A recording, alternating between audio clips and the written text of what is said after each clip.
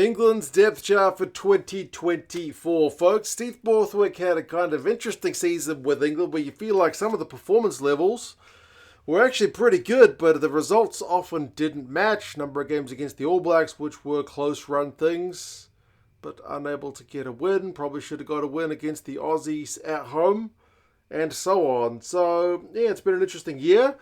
Let's have a look at the squad that he picked across the season. We'll go through each of the jersey numbers and see which players were used, which guys were given a lot of game time, which guys were only living off scraps. This is the first time in a number of years doing depth charts for a number of different teams that we've seen our first 100% player who's played every minute of every game available thus far this year. Can you guess who that is?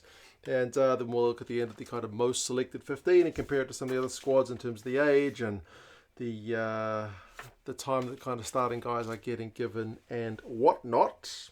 Starting with the front row, you feel like it is a pretty healthy balance on the surface of things. Like if you're looking at the number 1 jersey, Alice Genge is the chunk of game time in white, around about 45% of the minutes thus far. That makes sense. He's been the best loose head prop in England for a while. And then the red chunk is Joe Marler, which is good, although he's now retired. So if you're looking in terms of a depth chart as being a tool which measures how the building is going towards a World Cup, if you're looking at it in terms of World Cup cycle, those minutes are essentially minutes wasted. If you're just looking in the shorter term, hey, we're here to win games now, then there's obviously not minutes wasted. But yeah, the Joe Marler minutes are around about a fifth of the game time, and maybe a quarter actually.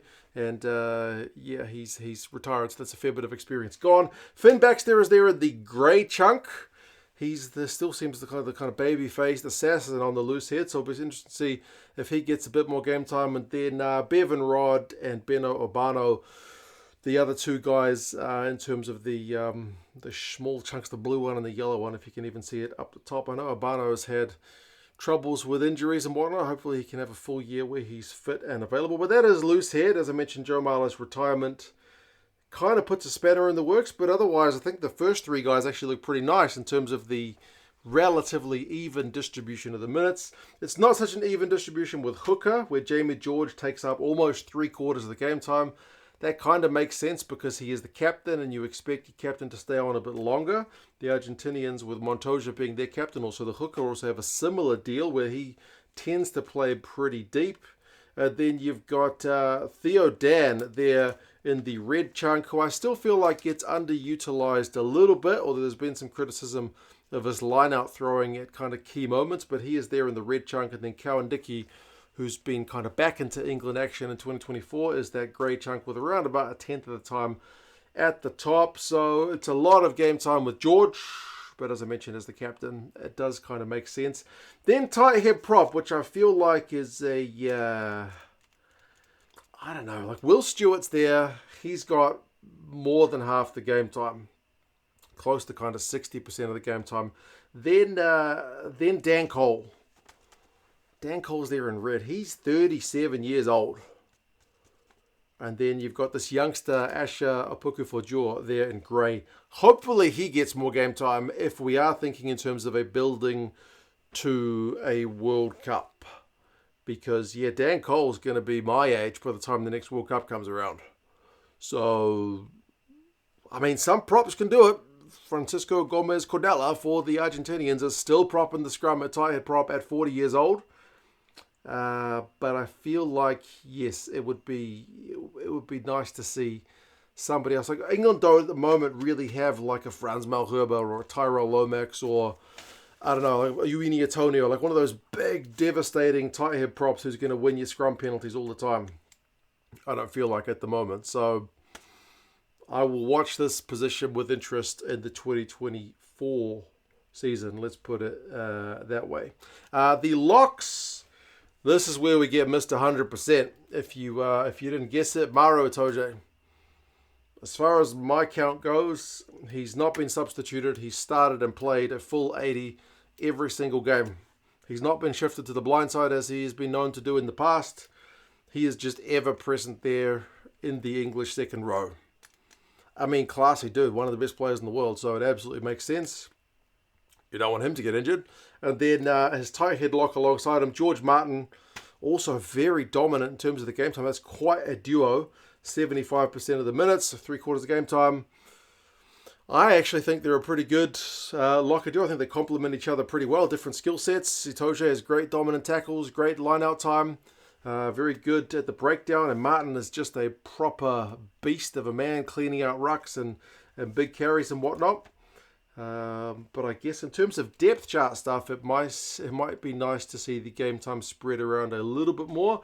But in the first year of the World Cup cycle, it kind of makes sense to kind of get that cohesion built between players. Ollie Chesham is there in red for the number 5 jersey, followed by Ezekiel, Coles, and a little sliver of Yules there as well. But it has largely been the Itoje and Martin show. As I've been doing depth charts for years. I think we had Hugo Keenan 1 year for Ireland do 90+% of the game time. I think he got subbed 1 game. So Itoje is the first guy to take 100% for an entire year. The back row is an interesting one because they don't necessarily always follow the strictest, this is your jersey and you must stay there. When Dombrandt and Earl are on the field at the same time, they are sometimes a bit fluid with which position they pack down in. Do they pack down number 8 who's on the flank? It kind of depends if it's an attacking scrum or a defensive scrum. So as we try to kind of pigeonhole these guys into their particular boxes, know that it is kind of relatively fluid. The number 6 jersey has seen the emergence of Chandler Cunningham South. He's had just over half the game time, followed by Ethan Roots, another kind of new emerger there in red. Ollie Chesham has spent that bit of time as that kind of lock on the flank there in the grey chunk. So maybe that's part of the reason Itoje hasn't had to do that this year. Then you've got a little bit of game time between Curry, Coles, and then the other Curry. So it was Tom, and then Ben is the smaller chunk at the top. But Cunningham South has emerged as the premier guy in the number 6 in Steve Borthwick's 2024 selection. There's been a little bit of criticism of his work rate at times, but yeah, he is still very new to the test scene. The 7 jersey is one where you feel like England is proper stacked because you got Underhill there as your main chunk in white, 60% of the game time, followed by Tom Curry. Not a bad guy to have. I know he's another guy who spent a bit of time off the field in terms of being unavailable, but 20% of the game time. Then Ben Earl, then Roots, and then the other Curry being Ben. So, yeah, there's a lot of good loose forwards in English rugby. Then number 8, Ben Earl, has maybe had a slight dip from the magnificence that was his year last year, but he's still been a very good player, and that is reflected in his close to 85% of the game time this year in the number 8 jersey. For England, he has been ever present, very similar numbers to Itoje, although he spreads his jersey minutes or his roles around a wee bit more does Ben Earl. Dombrandt is there in red. Cunningham South has spent a bit of time grey, and then even George Martin a sliver. Sometimes the guys get shifted around when there's injuries, cards and whatnot. A lot of it's kind of not all that planned, but more just guys covering in a pinch. But yeah, Ben Earl, second only to Itoje in terms of just being the guy in his position. Then we get into the backs. The backs is an interesting one with the number 9 role, with Alex Mitchell having also a bit of time on the sidelines. He is just under half the game time. Then you got Spencer, who's been afforded a decent amount of game time this year with just under a fifth. Then Randall, Van Portfleet, and Danny Kerr. Although Danny Kerr's minutes, like Marla's ones, with his retirement in terms of building towards the future, those ones in yellow, those ones are essentially gone. So yeah, it's been a bit of a revolving door. Van Portfleet's also had a bit of time injured. So yeah, it's a hard one. England, in terms of their number 9, you've got multiple options. It seems like Mitchell is the preferred candidate just based on how often he has been selected pretty comfortably by Borthwick thus far. Then number 10 with Owen Farrell heading over to France. That has opened up the door for Marcus Smith to take the number 10 jersey for his own. He's had around about half of the game time, followed by George Ford there in red. He's had a little bit of criticism in terms of some of his more recent performances, but he is a guy you feel like the kind of class is permanent, right? Even if the form hasn't always been there in the last few games there in red. And then Finn Smith with that chunk of grey at top, you feel like, yeah, you'd like to see Finn Smith get a little bit more game time. If Marcus Smith is going to be the main guy, then him having around about half the game time is right. And George Ford, if he is going to be there as the veteran who is kind of there as the backup, doesn't need to have as much time. Like, you could give Finn Smith a few more cracks from the bench anyway, because he will certainly, I think, take more from it than the likes of a George Ford getting 10-15 minutes from the bench. But that's just for mine. The midfield is also an interesting one because it's another one where England are quite fluid. Like, Lawrence and Slade have been the absolute mainstays. I think they had around about 86% of the combined midfield minutes between the two of them.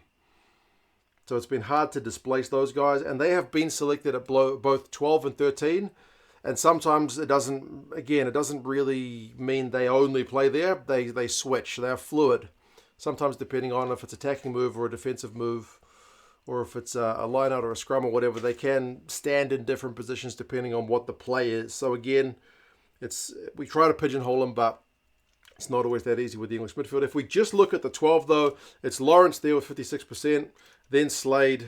So again, it's those two kind of guys combined, and then Dingwall, Tuilagi, and even a little bit of Ben Earl. He's had to cover the midfield late in games, I think against Japan and against New Zealand when there's been stuff going on. Ben Earl, yeah, he's a multi-talented individual, what can I say? But it is just that kind of inner pinch stuff, which you could discard. But if England are ever going to go kind of 6-2 split one of these days, or maybe even a 7-1, Ben Earl could, in the pinchiest of pinches, cover that role. But Tuilagi's minutes are obviously gone, but it's largely Lawrence and Slade. And then if you look at 13, it's Slade and Lawrence. It's the other way around. Slade's there in white, Lawrence is there in red, and then you're looking at a bit of Freeman and a bit of Daly rounding out the rest of the time. So you're largely dependent on those two guys, Lawrence and Slade. They've obviously got different skill sets. Slade's got a big old boot on him. Lawrence probably bust a few more tackles. We look at Slade for a bit more of the playmaking. But yeah, they've been a pretty fluid midfield combo. Then the back three is an interesting one because this is the first time in 2024. I've seen it in previous years with other teams, but for the 2024 teams, this is the first time I've seen one guy be the top minute getter in more than one position, and that is Tommy Freeman. Left wing and right wing, he is both of those white chunks. So he's had just over kind of 45% of the game time on both wings. I think in the Six Nations, he was largely on the right wing. Against the All Blacks and against Japan and the tour down here, he was largely on the left wing. And in the Autumn Nations series, I think he split his time between both. So if you're looking at Freeman's minutes together, again, he's not that far behind Itoje either, but he genuinely does have a different jersey number on his back. Remember, he's been deployed in the midfield a bit as well. Then if you're looking on the left wing specifically, behind Freeman in that red chunk is Daly. He is one of the kind of more veteran guys in the squad at this point with about a third of the game time. Then Slight Home, and then a little bit of Slade covering in a pinch. And then the right wing, the white chunk, as I mentioned, is Freeman. The red chunk is Feiwa Bosso, so it's been good to see his emergence. Remember, he got nominated for Breakthrough Player of the Year. He's had quite the year. You feel like if he hadn't had a couple of concussions, would have probably edged Freeman for the most minutes on the right wing, and then Roebuck and Slight Home again. So, yeah, you feel like there's some pretty good outside backs in England. They do have a whole bunch of choices. There are other guys who have been in England's colours before who have kind of fallen down the pecking order. Yeah, you got some good wingers to choose from in England. And then fullback has largely been between two guys. Furbank, who's there in the white chunk, and then Freddie Stewart has kind of been displaced as the first choice guy. He is the red chunk, so it kind of depends on which skill set Borthwick figures he's going to get better out of these guys. Does he want the big unit jumping for those high balls and doing the direct carries? Then he's picking Freddie Stewart. If he's looking for a bit more of the playmaking, a bit more of the agility, he's going with Furbank. And then Marcus Smith has dropped back to fullback a few times there. He is the kind of grey chunk if they're going with the dual playmakers. So, yes, overall, obviously, your main minute guys, man, Itoje, 100% of the minutes, very dominant. George Martin, 3/4 of the game time, very dominant. Ben Earl at number 8, more than 3/4 of the game time, more than 80% really. So yeah, Ben Earl, very dominant. Then Freeman between both those wings, and Lawrence and Slade in the midfield, really heavily kind of dependent on those guys. Some other positions are a bit more mixed. Number 10's a good mix. Number 9, albeit a bit injury enforced, has been a good mix. The props have had a bit of game time, as I mentioned, though. It'd be nice to see a little bit more variety at tight head. Yeah, that is the overall lot for England in 2024. Now, one thing that struck me when looking at England's side was how much game time not just goes to the starter. Like if we're looking at the starting guys, England are third in terms of investing all their game time in their starting player, with around about 61% of the game time going to the first choice player. That's only behind Ireland and Italy, who are very consistent in terms of the starting guys starting most games and the starting guys going quite deep into most games. It's a bit of a shift from a team like South Africa, who likes to bring on their subs early, or teams like Scotland and France, who are a lot more liberal with their rotations. England have certainly edged more towards consistency, but they have been not as dependent on just the first starter. But when we look at it as the top two players, that's where England tops the chart. The top two players in each position. So, for example, it'd be Genge and Mala for the loose head. It'd be George and Dan for hooker, and it'd be Stewart and Cole for tight head. For the top two players combined, that's 88% of the game time. If you're the third choice guy, you're largely living off scraps in Borthwick's England side. So the first guy gets a decent chunk, the second guy gets a decent chunk, but the greater depth doesn't necessarily get there. I'm not saying there's a right or wrong way to do this. Some coaches definitely push towards consistency. Some coaches definitely push towards rotation. Borthwick is definitely in the camp of there's a top two guys in pretty much every position, and it's hard for the other guys to get a look in. Not exclusively, but that has largely been how it's gone. When you look at things like the pack weight, it's middle of the pack. It's lighter than the French, South Africans, and Kiwis. It's heavier than the likes of Ireland and Scotland and Argentina. Likewise with the age. The average age of 27 is younger than the Box. It's younger than the Irish. It's older than the French. It's older than the Italians. So no kind of real big outlier there with the England squad. And when we look at the most selected 15, there's not that many 30-year-olds who are the top choice in their position. Front row, Genge, George and Stewart.